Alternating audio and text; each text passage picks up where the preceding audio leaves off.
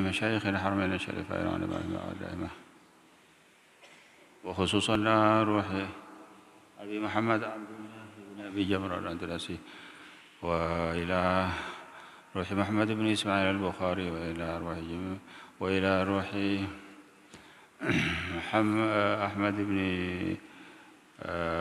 أحمد بن حسين أبي شجاع ومحمد بن قاسم الرزي إلى روح المسلمين والمسلمات والمؤمنين شاور الله لهم الفاتحة. بسم الله الرحمن الرحيم مالك يوم الدين استهدنا الصراط المستقيم صراط الضالين بسم الله الرحمن الرحيم الحمد لله رب العالمين وبه نستعين على أمور الدنيا والدين والصلاة والسلام على أشرف الأنبياء والمرسلين سيدنا مولانا محمد وعلى آله وصحبه أجمعين وبسندنا المتصل إلى الإمام الحافظ أحمد بن أبي جمرة أبي محمد عبد الله بن أبي جمرة رحمه الله تعالى ونفعنا المسلمين بعلومه في الدارين آمين بسنده. قال عن أبي بكرة قال سمعت رسول الله صلى الله عليه وسلم يقول إذا التقى المسلمان بسيفيهما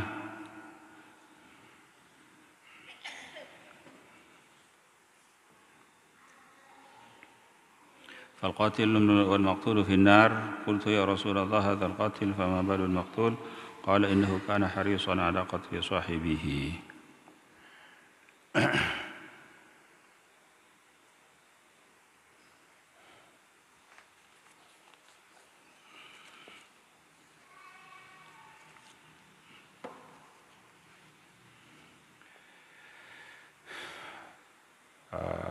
Mereka beda permintaan dari sebagian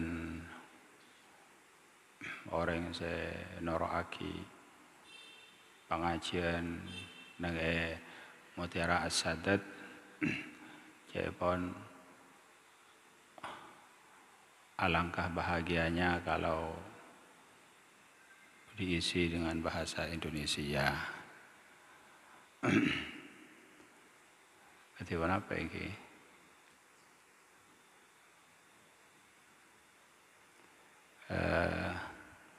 Kenapa bercampur? Kenapa kunjak Madura? Kenapa bahasa Indonesia? Estona mereka banyak saya noraki sampai ke Jakarta bareng pada saya noraki. Pada Pak Zainal Abidin mereka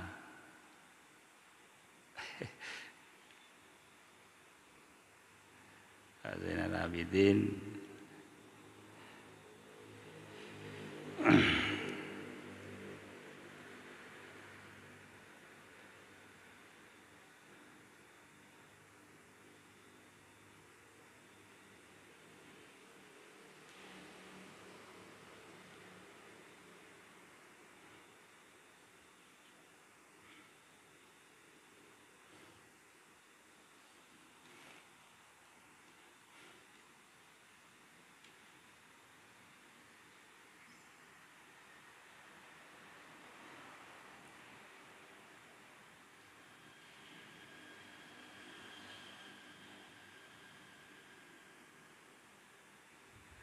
Zainal Abidin mereka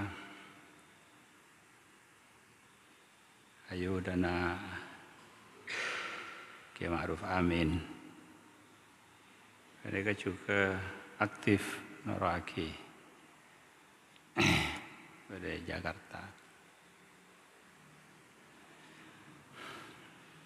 Lalu main kisah saya.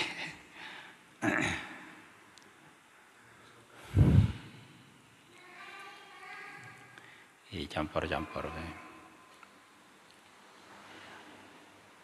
Dari Abi Bakrah qala sami'tu Rasulullah beliau mendengar Rasulullah SAW bersabda, "Idzal taqal musliman bisayfayhima." Ketika dua orang muslim bertemu dengan pedang, di zaman lamba mereka pedang.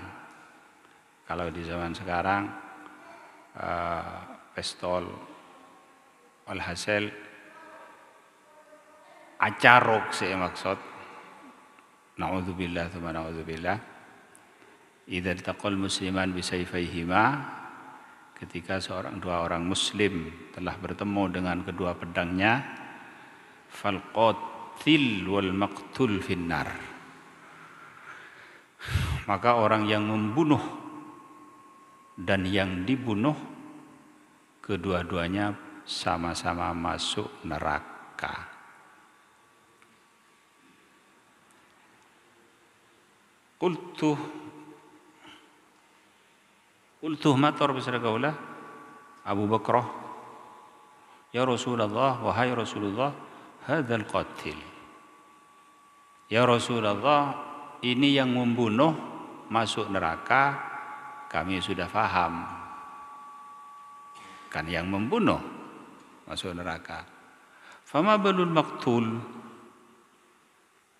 maka penapah tenggana orang sepaten. Terus yang dibunuh ini kok juga masuk neraka? Qala innahu kana harisan ala qatli sahibihi. Bersabda Rasulullah SAW, innahu kana harisan, sesungguhnya al-maqtul, orang yang dibunuh, kana harisan, beda besar al-maqtul, harisan mereka tomak, kepingin, ala qatli sahibihi, atas membunuh temannya, orang se mateen. Orang se pateen saking tak andi kesempatan mateen. Kalau bisa membunuh maka membunuh.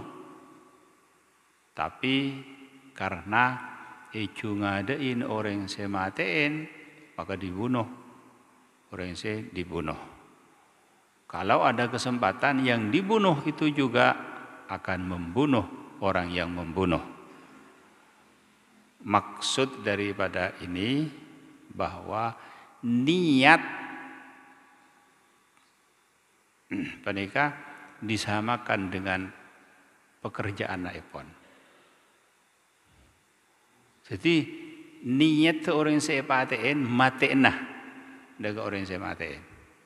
Tapi tak ada kesempatan orang yang membunuh lebih dulu membunuh orang yang dibunuh, maka tidak ada kesempatan untuk membunuh. Kalau ada kesempatan, maka dia akan membunuh. Berarti niat disamakan dengan pekerjaan yang pada waktu itu pekerjaan tidak bisa dikerjakan karena ada uzur dan lain sebagainya.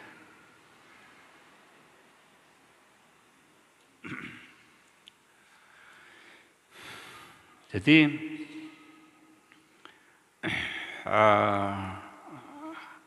hal hadis yang sedemikian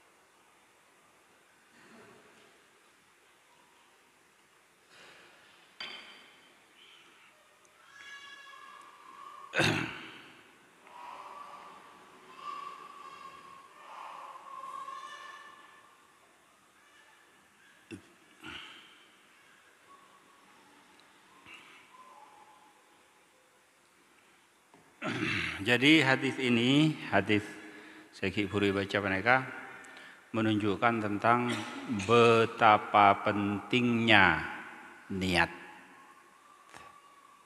sampai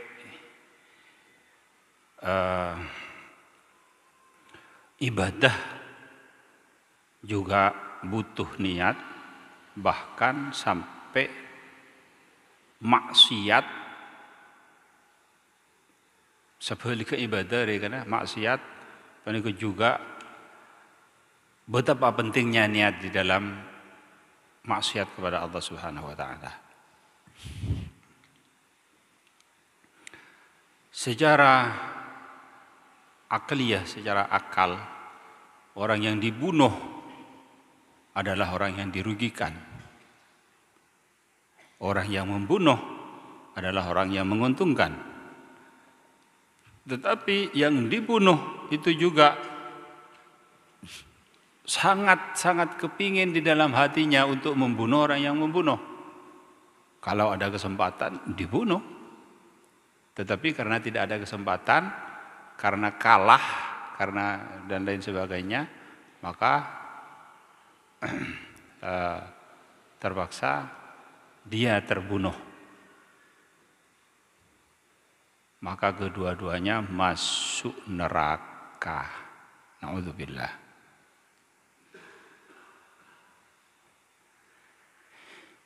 Sudah sering kami ceritakan bahwa ada seseorang berjalan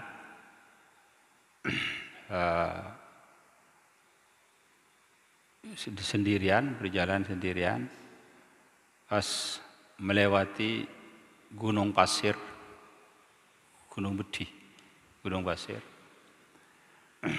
Dia tidak mengatakan apa-apa di dalam lidahnya, di dalam lisannya, di dalam mulutnya, cuma mengatakan di dalam hatinya tok. Di dalam hati nama lolos saya caca, ngucap, ya Allah, andaikan pasir-pasir yang bertumpukan ini adalah beras, itu beras banyak dan dimiliki olehku, maka niscaya akan aku sedekahkan semuanya kepada orang fakir miskin. Setelah di akhirat, maka ben Allah Subhanahu wa taala diberi pahala as-sadaqah beras pada gunung Bedi. Orang ini juga kenapanya mana terkejut. Dari mana ya Rabbi, aduh Gusti abdina tak pernah sagak dinto. Abdina tak pernah sagak dinto dari kaadim abdina. Maka Allah Subhanahu wa taala berfirman, "Adabu daka orang mereka, ingatkah wahai hambaku, sewaktu kamu di dunia, kamu lewat di gunung pasir, kamu mengatakan di dalam hatimu, ya Allah, andaikan gunung pasir ini beras ila akhirih, ya Allah ingat kami." Maka jiriah bensengkoi pada pak benda kaniyata. Masya Allah. Sampai dikatakan niyatul mar'i khairun min amalihi, bahwa niat seseorang lebih baik daripada pekerjaannya. Jadi niyatul mar'i khairun min amalihi. Niat seseorang lebih baik daripada pekerjaan yang dia tidak kerjakan karena ada uzur. Maka niatnya menyampaikan kepada pekerjaan yang akan dia kerjakan yang tidak bisa dia kerjakan karena ada uzur.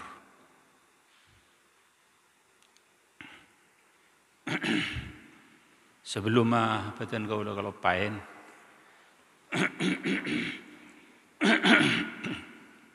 Badan kaula karabuna guru Syekh Ahmad Amin bin Sa'aduddin Al-Murad dari Makkah Al-Mukarramah. Insyaallah pada pengajian akbar, pengajian umum Pasir Aboy lagi bini ya toren malam Jumat, malam tanggal saban apa? Jumat, Sabtu, Ahad, Senin, Selasa, Rabu, Kamis, Jumat malam tanggal belu. Karena semakin ditetapkan di pemerintah bahwa terlasan are Ahad. Jadi ini malam tanggal belu. Lapangan ampunten. Ya toren so banyak-banyak. Senomor 2 tepak malam telasan, malam Ahad. Malam Ahad menikah nang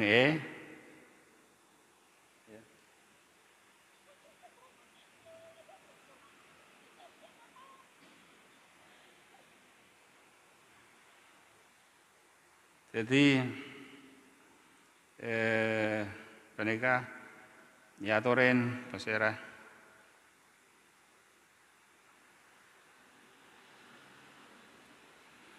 saya kesokan malam Jumat ya toren deka lapangan ampunten.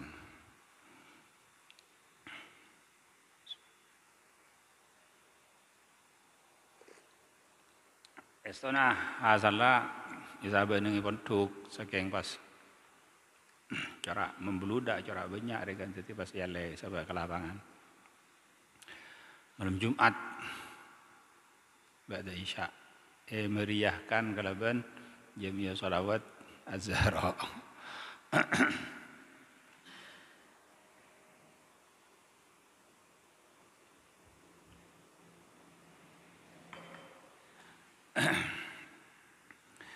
Jadi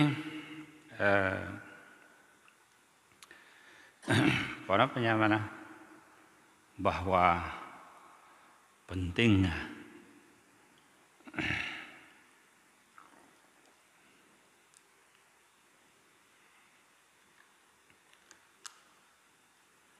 ada satu masalah dan ini masalah Masya Allah masalah fikih, masalah nadirah, masalah yang jarang ulama menyebutkan masalah penikah dan diterangkan di dalam kitab Qurratul Ain fatwa. Masalah ini adalah fatwa daripada guru kami Syekhona Syekh Ismail Utsman Az-Zain. Syekhona Syekh Ismail ini saya cuman nukil, cuman menyampaikan fatwanya Syekh Ismail dan bukan dari saya, bukan dari Toifur. Artinya bisa di merojaah sendiri, bisa dibaca sendiri di dalam kitab Qurratul Ain. Ada satu pertanyaan bahwa ada orang yang carok, saling bunuh-membunuh. Ketika saling bunuh-membunuh, belum mati, belum dibunuh, belum yang membunuh belum membunuh, yang dibunuh belum. Terus ada tembok jatuh dan menimpa salah satu orang yang dua yang sedang saling bunuh-membunuh. Atau ada pohon roboh menimpa orang yang salah satu daripada orang yang saling bunuh-membunuh. Karena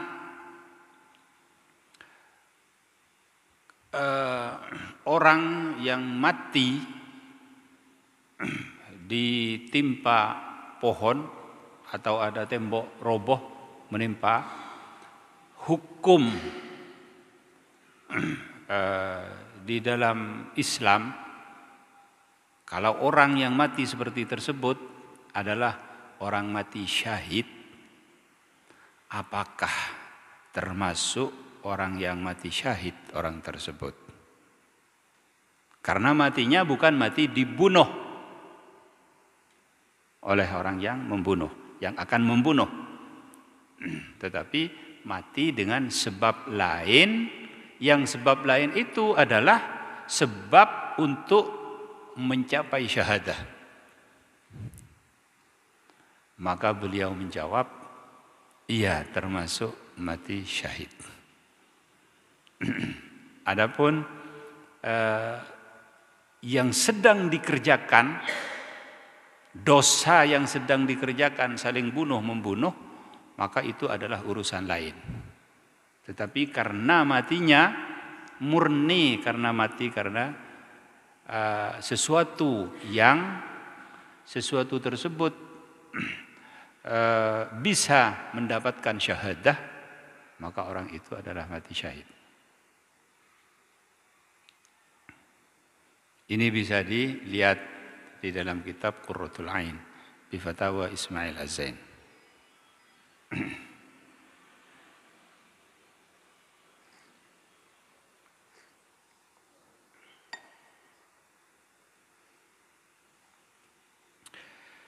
Subhanallah.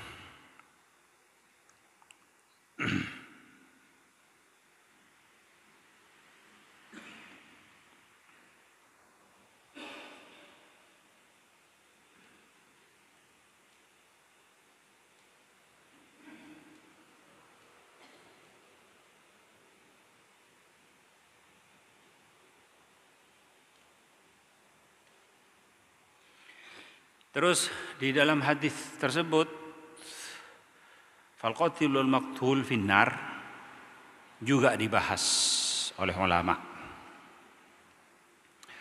Dibahas apakah orang yang dibunuh masuk neraka, orang yang membunuh masuk neraka juga. Apakah dosa orang yang dibunuh lebih kecil daripada dosa orang yang membunuh, atau sama, tidak ada perbedaannya? Karena yang dibunuh tidak membunuh. Artinya yang dibunuh tidak melakukan pembunuhan, bukan mubasyarah bil qatli, bukan melakukan pembunuhan, tetapi dia dibunuh. Tapi karena cuman ada niat untuk membunuh. Apakah dosa daripada orang yang dibunuh lebih kecil daripada orang yang membunuh? Apakah itu sama? Maka pendapat ulama, dan ini adalah yang mu'tamad, dosa orang yang dibunuh yang masuk neraka sama seperti orang yang membunuh, tidak ada perbedaannya. Karena satu, berdalil kepada sabda Rasulullah SAW, fal qatil wal maqtul finnar. Maka orang yang membunuh dan yang dibunuh sama-sama masuk neraka. Dan Rasulullah SAW tidak mentafsil. Rasulullah SAW bersabda dengan secara mutlak, al-qatil wal maqtul finnar. Orang yang membunuh dan yang dibunuh sama-sama masuk neraka. Jadi betapa pentingnya niat, sampai-sampai niat disamakan dengan pekerjaan yang diniati. Karena dia niatnya mau membunuh, maka sama dosanya, persis sama dosanya dengan orang yang dibunuh. Justru orang yang membunuh dan yang dibunuh, subhanallah. Ini ada orang yang saling bunuh membunuh. Zaid dan Amr Lalu yang Zaid membunuh Amr, maka Amr masuk neraka, Zaid masuk neraka. Terkadang yang dibunuh itu sudah pasti masuk neraka. Karena di saat dibunuh dia mau membunuh, sudah pasti masuk neraka dengan dosanya. Sedangkan orang yang membunuh masih ada kesempatan untuk bertaubat. Subhanallah. Kalau bertaubat kepada Allah Subhanahu wa taala dan melengkapi syarat-syarat taubat yang 3, maka pasti dikabulkan oleh Allah Subhanahu wa taala. Yang 3 adalah menyesal kastah atas perbuatan yang telah dikerjakan dan melepas apa yang telah dikerjakan dan niat tidak akan mengerjakan apa yang telah dikerjakan sampai mati. Telok syarat cuma. Ini gampang. Lamun telok mereka dipenuhi, maka Al-Imam Al-Ghazali berpendapat bahwa pasti diterima oleh Allah Subhanahu wa taala. Qat'i mastih diterima. Kenapa kok pasti diterima? Karena lamun tak diterima, maka penikah berarti mendustakan hadis-hadis Rasulullah sallallahu alaihi wasallam. Yang mana Rasulullah SAW telah bersabda bahwa orang yang bertaubat kepada Allah dan mengerjakan ini, maka dengan Allah Subhanahu Wa Taala diterima taubatnya.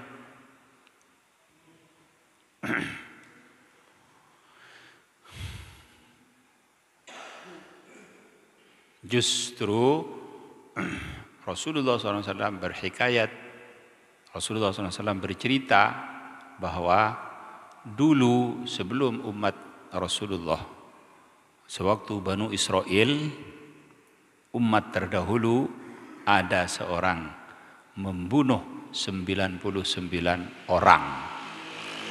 Dan ini sudah cerita populer, cerita masyhur.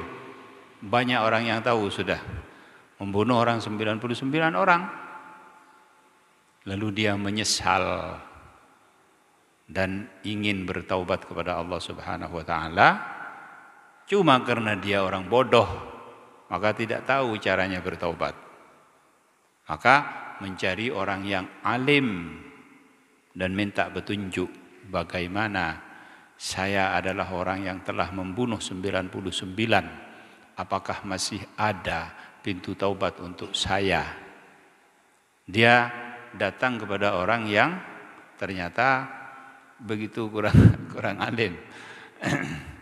Maka dia menjawab, apa dosa kamu? Saya telah membunuh 99 orang. Membunuh 90 orang, mana ada taubatnya? Tidak ada, tidak bisa, tidak akan diterima taubat oleh Allah Subhanahu Wa Taala. Lalu marah dia, dibunuh sekalian jadi 100 orang. Setelah membunuh 100 orang, menyesal lagi hatinya. Menyesal. Dan ternyata mencari lagi orang alim. Di mana ada orang alim? Dia sowan kepada orang alim yang memang alim hakiki dan mengatakan, wahai Tuan Guru, wahai akhirih, saya ini adalah punya dosa besar. Apakah saya masih diterima oleh Allah Subhanahu Wa Taala? Apa dosa kamu? Saya telah membunuh 100 orang. Membunuh 100 orang. Maka kata orang yang alim ini, jangankan 100 orang, nak. Dosamu mulai dari bumi disusun sampai ke langit. Tapi kalau kamu memang bertaubat kepada Allah Subhanahu Wa Taala, minta ampun kepada Allah Subhanahu Wa Taala dengan sesungguhnya, artinya sidik, jujur dalam hati, maka Allah tetap akan mengampuni. Tidak ada penghalang kecuali orang kafir, orang musyrik. Kalau orang musyrik, maka Allah Subhanahu wa taala tidak akan mengampuni kecuali kalau dia masuk Islam. Inna Allah la yaghfiru an yushraka bihi wa yaghfiru ma duna dzalika liman yasha. Maka dia mengatakan, bagaimana cara aku bertaubat, wahai guru? Maka dia mengatakan, kamu berada di dalam satu desa yang kamu maksiat, kamu durhaka terhadap Allah Subhanahu wa taala, kamu berbuat dosa kepada Allah Subhanahu wa taala di dalam tempat desa tersebut, maka jangan kamu tinggal lagi di desa tersebut. Terus gimana caranya? Kamu pergi ke satu desa, di sana desa orang, tempat orang soleh. Kamu berada di sana, minta barokah dan menyesal yang sesungguhnya, dan syarat yang 3 dipenuhin, artinya melepas segala apa yang telah dikerjakan dan tidak akan mengerjakan lagi dan menyesal, dan kamu hidup sampai mati bersama mereka, bersama orang-orang yang soleh. Maka dia meninggalkan desa tersebut menuju desa yang diberitahu oleh seorang guru ini. Setelah sampai di tengah perjalanan, dia pun wafat, meninggal dunia. Meninggal dunia, maka Allah Subhanahu wa taala mengutus malaikat azab, malaikat yang dipasrahkan oleh Allah untuk menyiksa orang-orang yang maksiat, orang yang durhaka kepada Allah Subhanahu wa taala, dan akan membawa rohnya ini akan disiksa oleh malaikat, oleh Allah Subhanahu wa taala. Lalu Allah Subhanahu wa taala mengutus lagi malaikat rahmah, malaikatur rahmah, malaikat rahmah, dan dia akan membawa orang ini ke surga karena dia sudah bertaubat kepada Allah. Dan terjadilah pertengkaran antara 2 malaikat, malaikat rahmah dan malaikat azab. Yang malaikat azab mau mengambil rohnya akan disiksa, yang malaikat rahmah mengambil rohnya akan Lalu Allah Subhanahu wa taala mengutus malaikat yang satu lagi, yang ketiga, sebagai hakim terhadap kedua malaikat tersebut. Ada apa ini? Ini begini. Maka yang malaikat yang hakim, yang diutus sebagai hakim oleh Allah Subhanahu wa taala, dia mengatakan, qisu bainal baladil ladzi yuridu an yadkhulahu wa bainal baladil ladzi qad kharaja minhu. Ukur dari desa yang akan dia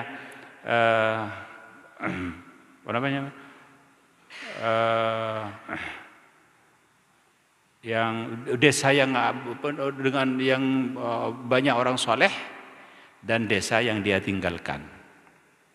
Maka diukur lebih dekat kepada desa yang akan dia pergi cuma sekilan, 1 jengkang tok. Maka malaikat hakim menikah mengatakan, kibah rona menikah dak ke swarga.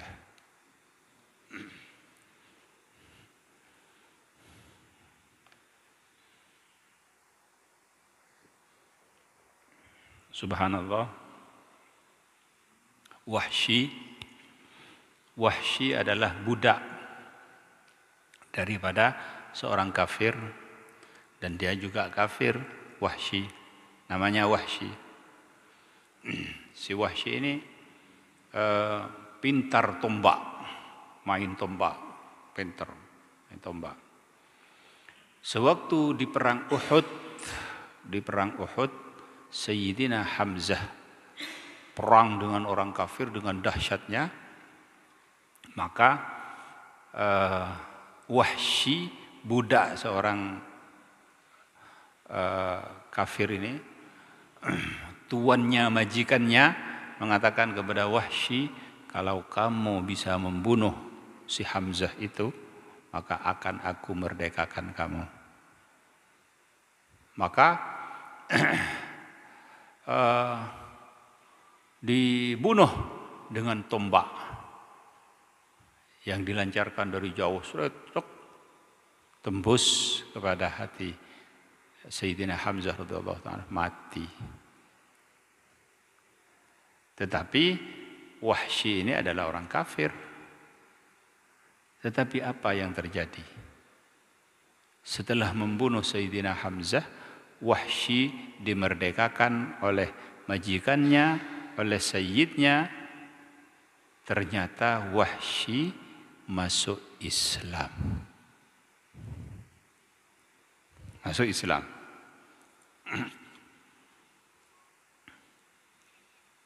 Setelah masuk Islam, habis semua dosa-dosa. Dihapus semua dosa-dosa, tidak ada dosa lagi. Justru setelah masuk Islam, dia membunuh dengan tombak yang pernah dia membunuh seorang yang paling sayyidus syuhada, orang yang paling hebat di dalam Islam, ammun Nabi, paman daripada Nabi Muhammad SAW, Sayyidina Hamzah radhiyallahu ta'ala an, orang yang paling baik, sayyidus syuhada. Tetapi dengan tombak ini juga dia membunuh orang yang paling kafir, Musailimah al-Kadzdzab, orang yang mengaku nabi di zaman Rasulullah SAW. Sampai-sampai dia mengatakan, dengan tombak ini aku pernah membunuh orang yang terbaik di dalam Islam, dan dengan tombak ini pula saya pernah membunuh orang yang paling jelek, orang kafir yang mengaku nabi, yaitu Musailimah al-Kadzdzab.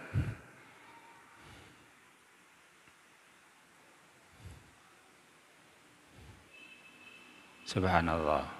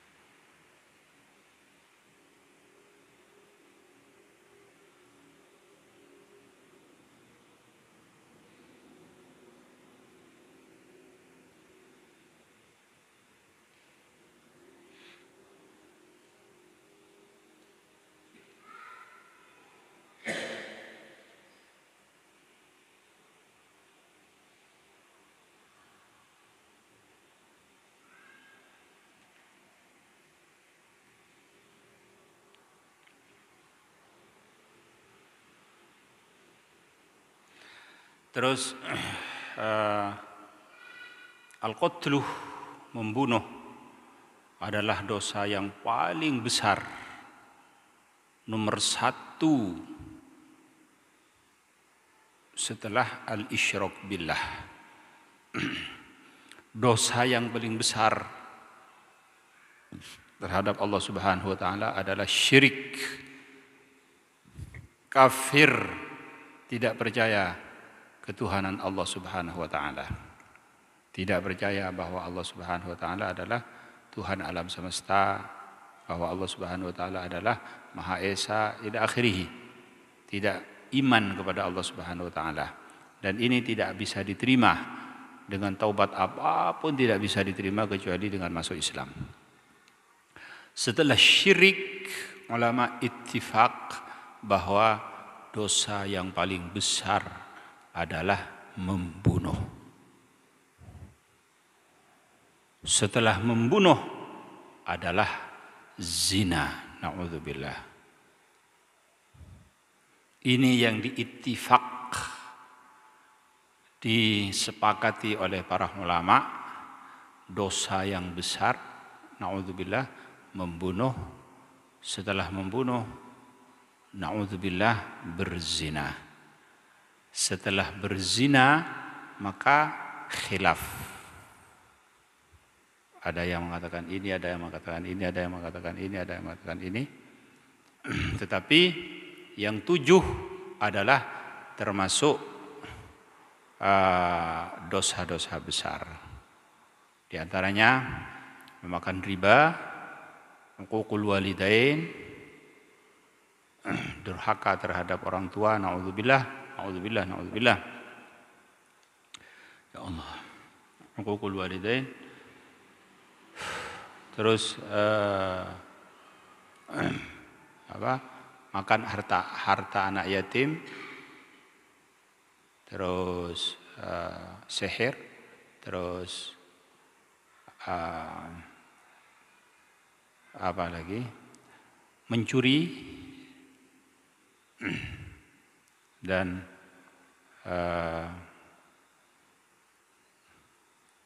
ada 7 yang asabul mubiqat yang dikategorikan dosa-dosa besar. Tetapi ulama ittifaq bahwa dosa yang paling besar setelah syirik kepada Allah adalah membunuh, yang kedua adalah zina. Na'udzubillah, na'udzubillah, na'udzubillah. Allah Subhanahu wa taala berfirman, "In tajtanibu kaba'ira ma tunhauna anhu nukaffir ankum sayyi'atikum." Kalau kamu intajtanibu, meninggalkan dosa-dosa besar, maka Allah, niscaya Allah Subhanahu wa taala akan mengampuni dosa-dosa, nukaffir ankum sayyi'atikum, dosa-dosamu, dosa-dosa kecil yang pernah kamu kerjakan.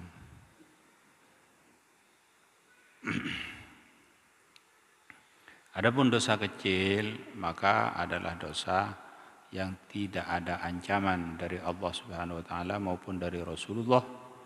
Tidak ada ancaman di dalam hadis ataupun Al-Qur'an dengan ancaman yang berat seperti firman Allah, "May yaqtul mu'mina muta'ammidan fajazaohu jahannamu khalidan fiha," dan lain sebagainya.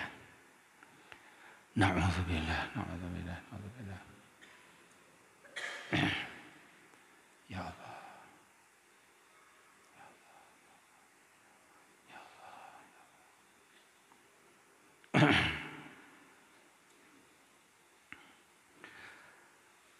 Qala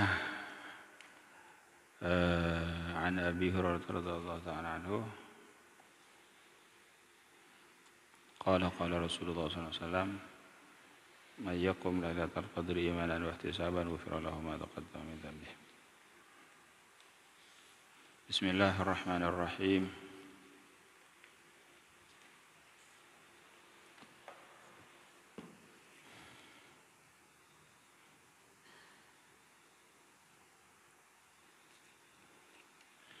Bismillahirrahmanirrahim.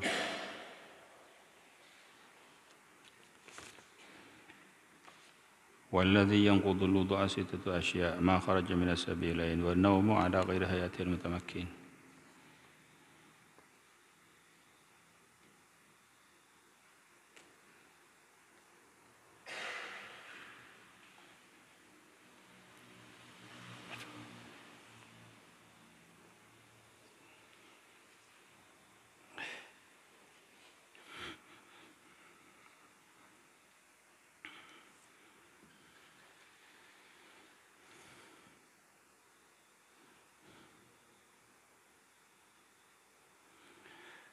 Bismillahirrahmanirrahim. Assalamualaikum warahmatullahi wabarakatuh. Waalaikumsalam warahmatullahi wabarakatuh.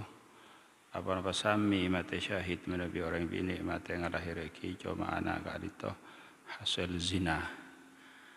Kalau dilihat dari keterangan Syekhuna Ismail Uthman Az-Zain, kalau dilihat dari keterangan Syekhuna Syekh Ismail Az-Zain yang menerangkan bahwa dosa-dosa terus orang mati dengan sesuatu yang mengacu kepada mati syahid adalah mati syahid, maka ini adalah termasuk juga syahid fil akhirah. Adapun naudzubillah dosanya maka akan ada hisab tersendiri di hadapan Allah Subhanahu wa taala. Jadi sezahir daripada diambil daripada ta'rif atau definisi dari Syekhuna Ismail tadi yang mengatakan bahwa ketika orang mau saling bunuh-membunuh lalu dijatuhin pohon maka dia mati syahid. Dosa ya dosa, mati syahid ya mati syahid. Maka ini juga akan sama dengan orang yang tersebut. Hadza huwa adh-dhahir wallahu a'lam bis-shawab. Qala wan-nawmu 'ala ghairi hay'atil mutamakkin, bantedung tidur ala ghairi hayatil mutamakin ing atasen salaina tengkana orang se matetep merapatkan bengkongah deka bumi. Lamun beda orang tedung bengkong prapat deka bumi tojuk regan tedung tojuk sayang kena mereka tepan bahas jadi tak apa-apa yang sayang kena cek saking keluar angin mereka tak keluar angin artinya tak kira tak mungkin akan tok kena maka apa tedunga tidak membatalkan wudu karena mereka diambil dari satu hadis bahwa pada satu saat sahabat menunggu Rasulullah SAW untuk sholat berjamaah. Pada saat itu Rasulullah SAW telat tidak keluar dari rumah sampai sahabat malam, sampai sahabat asharen, sampai sahabat tidur dan ada yang mengangguk-anggukkan kepalanya sebenarnya. Lalu Rasulullah SAW keluar, Rasulullah SAW sholat berjamaah dan sahabat langsung sholat berjamaah makmum kepada Rasulullah SAW dan mereka tidak berwudu lagi. Jadi intinya tidur adalah membatalkan wudu kecuali tidurnya seorang yang merapatkan bengkong ada ke bumi. Kalau ada orang tidur tidak merapatkan bengkong ada ke bumi, tidung biasa seret. Lalu ada orang di sampingnya, setelah dia bangun, orang yang di sampingnya mengatakan kamu tidak kentut, kamu tidak keluar angin, maka dia tetap hukumnya batal. Karena mereka pada tak kau ingin kan, sanajan dia kena ampun lebih ning setiin, kau ngang keluar sukuni, tak bisa pagi kena benoreng, tak itu mau benoreng, keluar sukuni dah akhirnya, kau ngang, maka mereka tetap batal. Kalau merapatkan bengkong sampai umpama kena berangkat dari Jakarta, tidur, bangun di Jeddah, 8 jam dia tidur, cukup langsung apa aja sah salatnya. Berapa ribu kilo kan kawan, belum ribu kilo dari Jakarta ke Jeddah. Wa zawalul aqli bi sukrin aw maradin, dan hilang akal bi sukrin sebab mabuk, aw maradin atau sakit.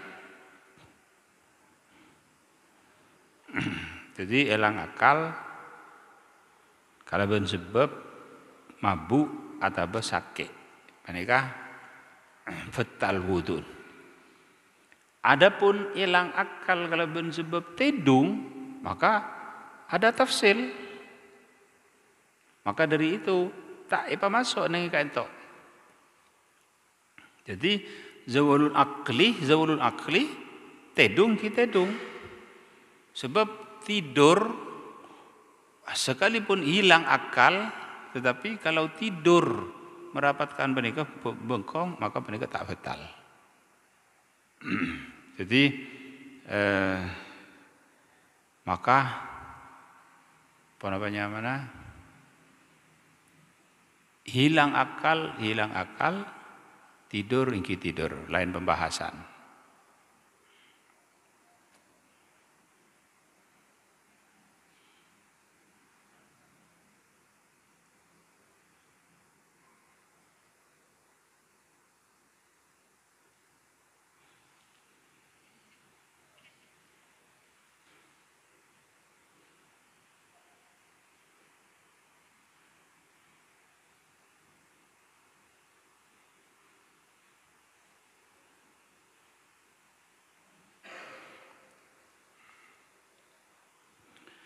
Walam surrujulil mar'atal ajnabiyyata min ghairi hailin.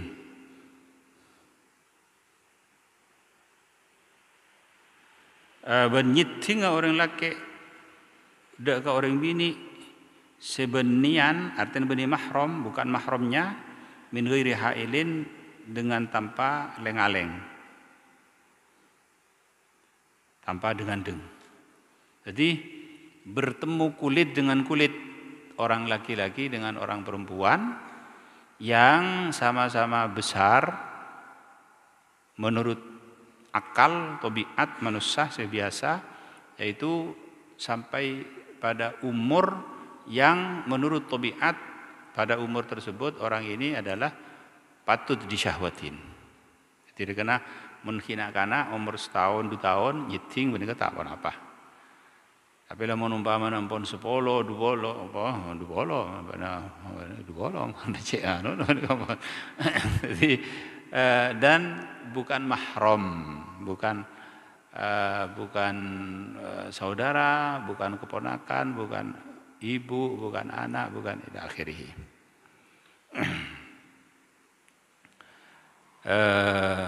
Tetapi pendapat ini hanya pendapat Imam Syafi'i saja. Adapun pendapat imam mazhab yang 3, Hanafi, Maliki, Hambali, maka mereka mengatakan atamuna kolek antara orang laki-laki dan perempuan tidak membatalkan wudu kecuali dengan syahwat.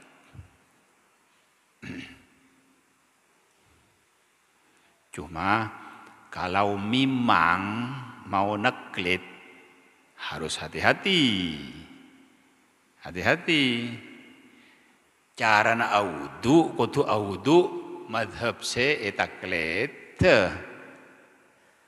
Kalau wudu dia harus wudu dengan madhab yang mau ditaklid. Madhab Maliki, madhab Hanafi. Madhab Maliki mewajibkan ngusot ad-dalk, terus mewajibkan ngusap serah lebih dari bunan-bunan, artinya yusap kebiri kan. Jadi menumpamana pas wudu tak ikosot ngusap serah ingkaro sukuni pah nyeting orang bini pas ngocak tak betal itu adalah talfik, bukan taklid, dan itu tidak sah. Hati-hati juga. Siapa langsung depan orang kena. Jadi mun teronok naklid paling tidak ngosap sera kapi. Semua sekarang dua ngosap sera kapi. Ini sudah mazhab Hanafi. Ngosap sera kapi. Kok seteralah mengakui mazhab Imam Hanafi. Tinyeting ring bini pokok tak syahwat, engkau je tak betal. Itu baru bisa. Seperti di waktu tawaf, mun tak ada klet, aduh, kemana? Itu waktu tawaf, para mustahil, sebangkin, nangian apa nih kau? Makkatul Mukarramah, sholat, sebangkin mun para punjak wan, orang berjuta-juta bernangi Makkatul Mukarramah, masya Allah, seperti semut Masjidil Haram, masya Allah. Iman, masya Allah, ngabasaki. Senengah duyufur Rahman, tamu-tamu Allah Subhanahu Wa Taala membadati Masjidil Haram. Para ikut caki mustahil atau waf kalau tidak tersentuh antara laki-laki dan perempuan. Selak. Orang laki bini tak bisa pesa. Bisa ada orang mencuri ngumpul punya orang selat. Mon ketika tak pati selat lah kare pesa berdelakar petugas semisa. Tapi pun selat masih bisa. Mustahil pas tak nyeting. Maka waktu menikah ulama ada masih ada jalan naklid ke mazhab Hanafi, ke mazhab Maliki yang mengatakan tersentuh antara kulit perempuan dan laki-laki yang bukan mahramnya adalah tidak membatalkan wudu kecuali dengan syahwat. Jadi apakah boleh ini pendapat di taklid selain di waktu tawaf? Boleh. Apa-apa. Ini kalau di tawaf malah.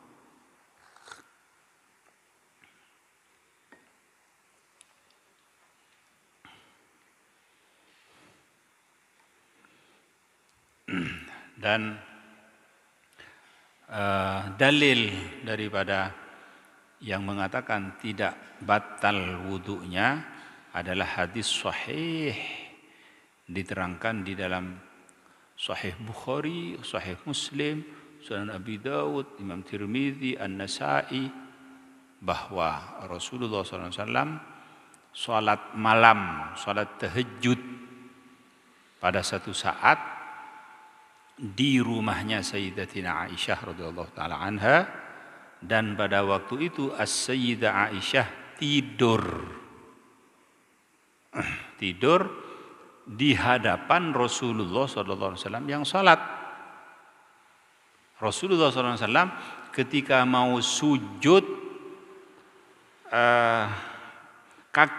kaki Sayyidatina Aisyah dipindahkan oleh Rasulullah sallallahu alaihi wasallam. Rasulullah SAW sujud. Setelah Rasulullah SAW berdiri, Sayyidatina Aisyah memindahkan lagi kakinya.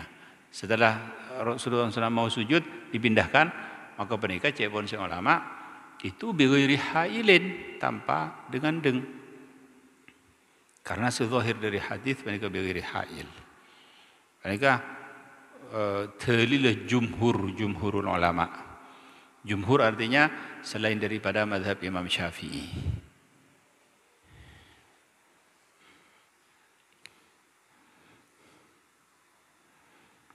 Wa massu farjil adamiyyi bi batinil kaf. Wa massu halqati duburihi 'ala al-jadid.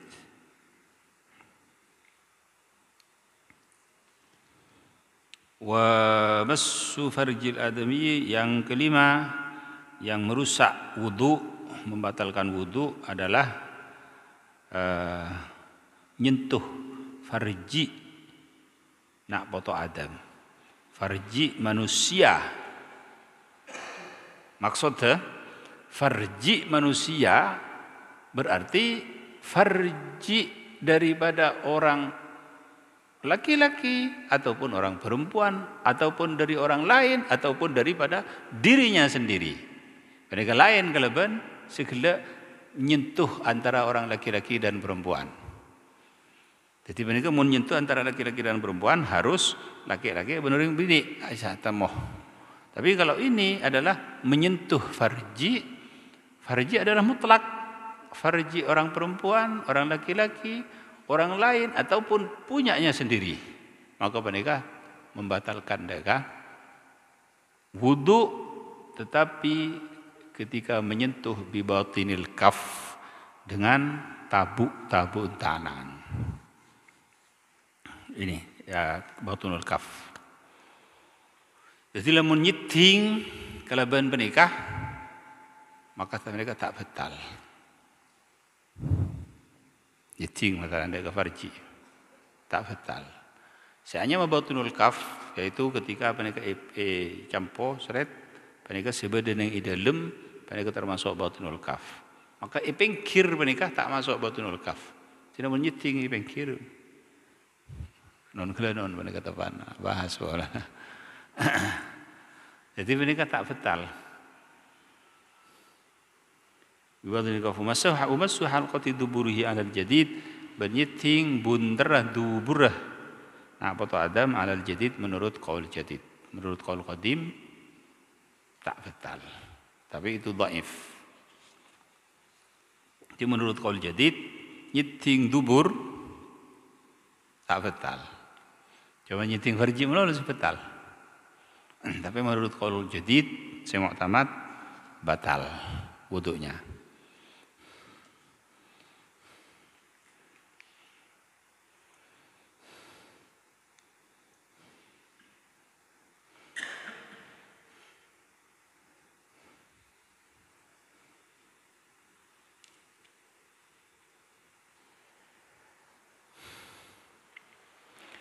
Sesuatu yang merusak wudu kalau dikerjakan setelah wudu maka wudunya batal, rusak. Kalau dikerjakan ketika berwudu tepan wudu maka wudunya tidak sah. Jadi tepan wudu, tepan kita mare, tepan masukin muah nyiting orang bini maka mereka harus mengulangi lagi. Sampun mari wudu nyiting orang bini maka penikah kudu wudu. Jadi alladzi yanqudul wudu'ah yang merusak daga wudu, yang membatalkan wudu ada 6 perkara. Sesuatu yang keluar dari kubul dan dubur berupa apa saja, kemih, kencing, berak ataupun yang nadir, yang jarang-jarang, seumpamanya ada orang berak batu, maka mereka tetap batal wudunya. Terus tersentuh antara dua laki-laki dan perempuan ila akhirih sampai 6 sampun disebut ki buruh kena ampun 6 kapi. Qala faslun wallahu subhanahu wa ta'ala a'lamu bisawab wa ilaihi marji'u wal ma'ab.